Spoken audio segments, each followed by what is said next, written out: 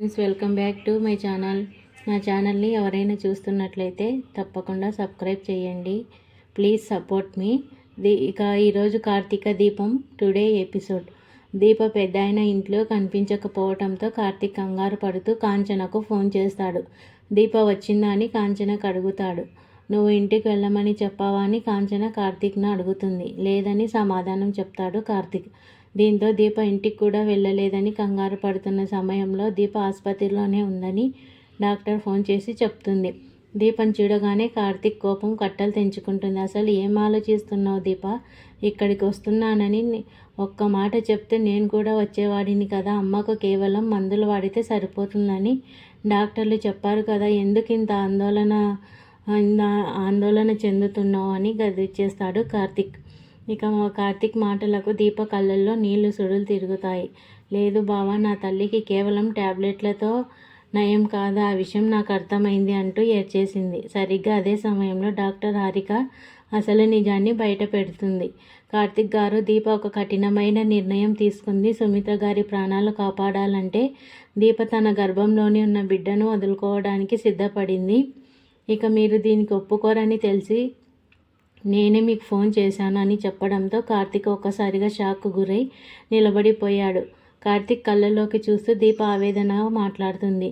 నన్ను క్షమించి బావా, నాకు వేరే దారి లేదు. నా తల్లి కోసం నా ప్రాణాలు ఇవ్వాల్సి వచ్చినా నేను ఇంత బాధపడేదాన్ని కాదు. కానీ నా కడుపులోని బిడ్డను వదులుకోవాలనే ఆలోచన వచ్చిన ప్రతిసారి ఒక తల్లిగా మనసులో ఎన్నిసార్లు చనిపోయానో నీకు తెలుసా?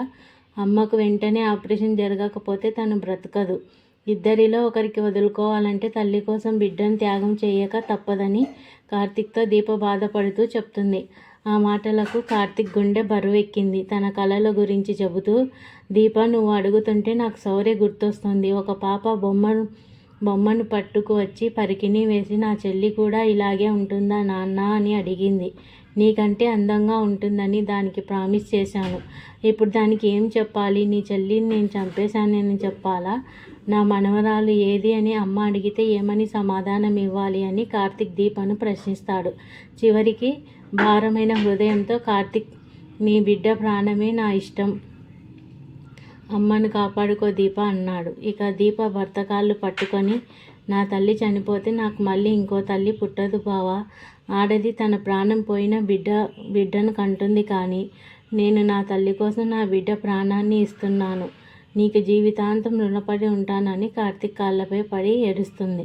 ఇక ఆ దృశ్యం చూసిన డాక్టర్ హారిక కూడా కన్నీళ్ళు ఆపుకోలేకపోతుంది. కార్తీక్ ఆపరేషన్కు సిద్ధం అవ్వమని చెప్పగానే హారిక ఆశ్చర్యపోయింది. మీరు ఇంత ధైర్యంగా నిర్ణయం ఎలా తీసుకుంటున్నారు? సుమిత్ర గారి కుటుంబానికి అసలు విషయం చెప్పాలి అని నా బాధ్యత అంటూ హుటాహుటిన శివనారాయణ ఇంటికి వెళ్తుంది. ఇక అక్కడ పారిజాతం జ్యోత్స్నలతో పెద్దాయనకు చిన్నపాటి గొడవ జరుగుతుంది. డాక్టర్ హారికను చూడగానే అందరూ షాక్ అయ్యారు. అందరినీ పిలవండి, ఈరోజు నేను ఒక పెద్ద నిజం చెప్పాలని హారిక గంభీరంగా అంటుంది. ముఖ్యంగా జ్యోత్స్నను ఉద్దేశించి, జ్యోత్స్న, నువ్వు వెళ్ళటానికి వీల్లేదు. ఈ నిజం వినాల్సి వస్తుంది నువ్వే అని ఆపుతుంది. పారిజాత భయంతో వణికిపోతుంది. నిజం బయట వస్తే తన ఉనికి ప్రమాదమని గ్రహించి లోపల గన్ తీసుకుంది. ఈ నిజం బయట పెడితే డాక్టర్తో పాటు అందరినీ చంపేస్తాను. ఆ సైదుల్ గారినే వదలలేదు. డాక్టర్ ఎంత అని తనలో తాను అనుకుంటుంది. ఇక డాక్టర్ హారిక అందరినీ పిలిచి దీపను తన పక్కన నిలబడమని చెప్పింది. అది చూసిన జ్యోత్స్న మనసులో భయం మొదలైంది. ఒకవేళ నేను సుమిత్రమ్మ కూతుర్ని కాదని వీరికి తెలిసిపోయిందా?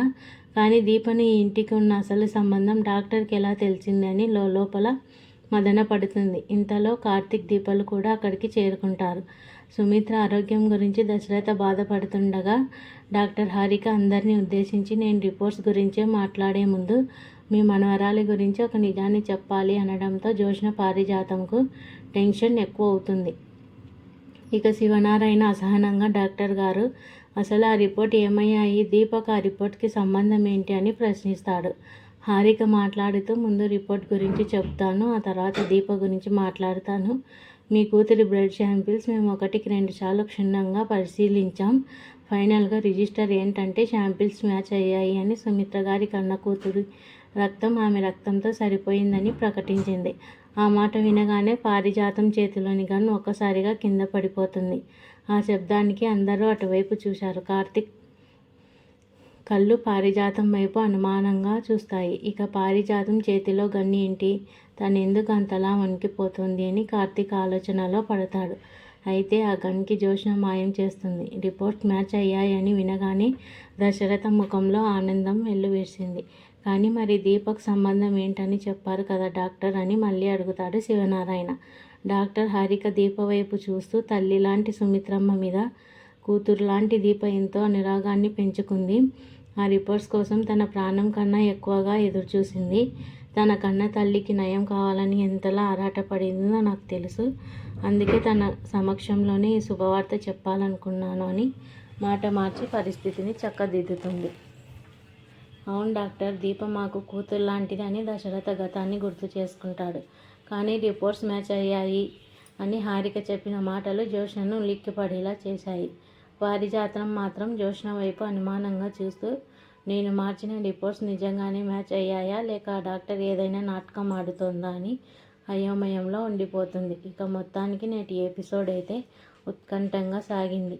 కార్తీక్ దీపాలు అయితే పోటాపోటీగా నటించారు. అందుకే కదా కార్తీక దీపం నెంబర్ 1 స్థానంలో ఉంది. సబ్స్క్రైబ్. బాయ్.